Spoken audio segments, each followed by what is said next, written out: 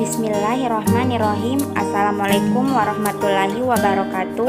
Perkenalkan, nama saya Elsa Pita Aonto, stambuk A2412037. Saya dari kelas A, kelompok 1 Pendidikan Fisika Angkatan 20, Universitas Tadulako. Baiklah, di sini saya akan menjelaskan sedikit mengenai percobaan 4, yaitu untai AC dengan asisten laboratorium KEK Wahyuni dengan NIM A24118021. Adapun tujuan dari percobaan untai AC ini, yang pertama mengukur tanggapan amplitude dan fase untuk tapis lolos rendah dan tapis lolos tinggi pada untai RC. Kemudian yang kedua mengukur tanggapan amplitude untai RLC paralel terhadap sumber arus tetap sinusoidal. Untai AC adalah tegangan listrik juga yang disebut dengan tegangan AC dan digunakan pada rangkaian RLC, seri dan paralel.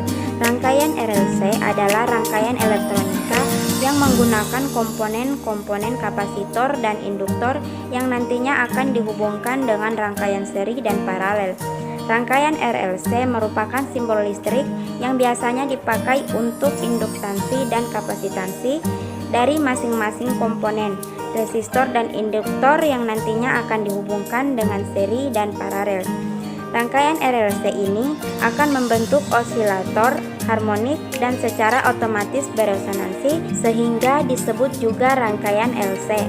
Kapasitor dan induktor adalah elemen-elemen penting dalam sirkuit AC.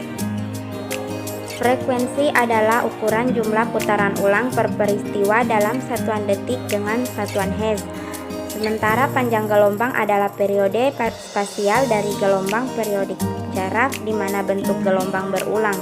Tinggi gelombang adalah jarak tegak antara puncak dan lembah gelombang yang disebut dengan wave height, dan VPP adalah sebuah tegangan dari nilai terbesar sampai nilai terkecil.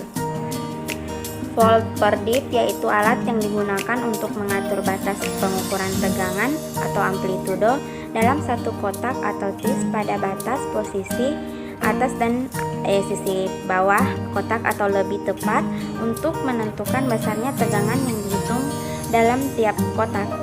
Kemudian time per div yaitu alat yang digunakan untuk menentukan besarnya batas pengukuran periode dalam sekon atau batas sisi kiri dan sisi kanan dalam satu kotak div. Adapun pengaruh volt per div, time per div, dan frekuensi terhadap gelombang, di mana volt per div yang diatur adalah amplitudo, jadi besarnya amplitudo yang diatur pada volt per div akan mempengaruhi panjang gelombang yang dihasilkan.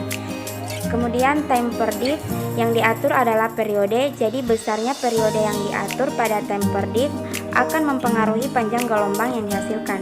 Kemudian semakin besar frekuensi, maka semakin kecil panjang gelombang yang dihasilkan, atau frekuensi berbanding terbalik dengan panjang gelombang. Adapun prinsip kerja pada tapis lolos rendah, yang pertama pasang untai seperti pada gambar 5.8 pada breadboard. Ukur tanggapan amplitude, lukiskan hasil pengukuran Anda pada kertas grafik.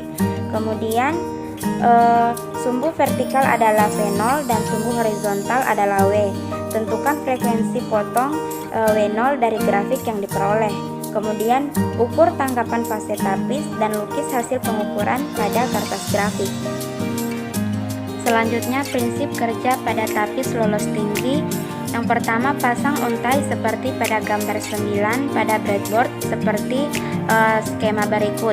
Ukur tanggapan amplitude dan lukis grafiknya.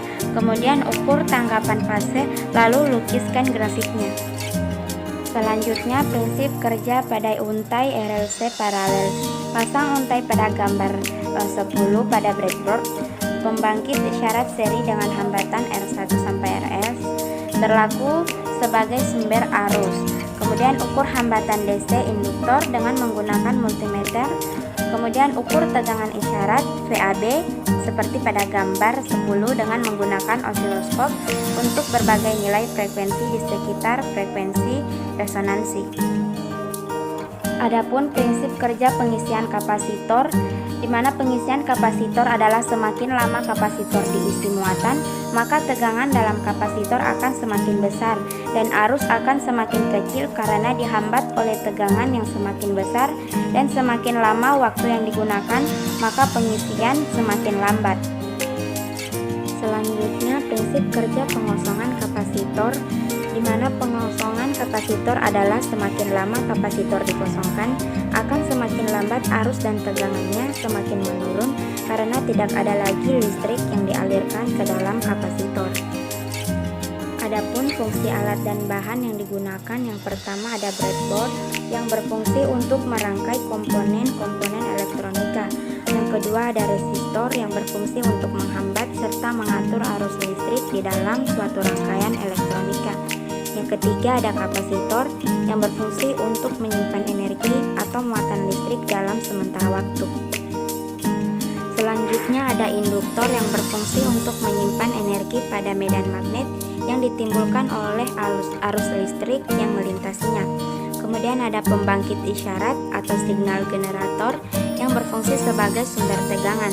Kemudian ada osiloskop yang berfungsi untuk menampilkan hasil dari percobaan yang berbentuk grafik. Selanjutnya ada kabel penghubung yang berfungsi untuk menghubungkan alat elektronika yang satu dengan yang lainnya. Yang terakhir ada kertas grafik yang berfungsi untuk menggambarkan grafik yang diperoleh sesuai dengan hasil dari percobaan. Sekian penjelasan singkat dari saya mengenai untai AC. Lebih dan kurangnya saya mohon maaf. Saya akhiri. Wabillahi taufiq wal hidayah. Wassalamualaikum warahmatullahi wabarakatuh.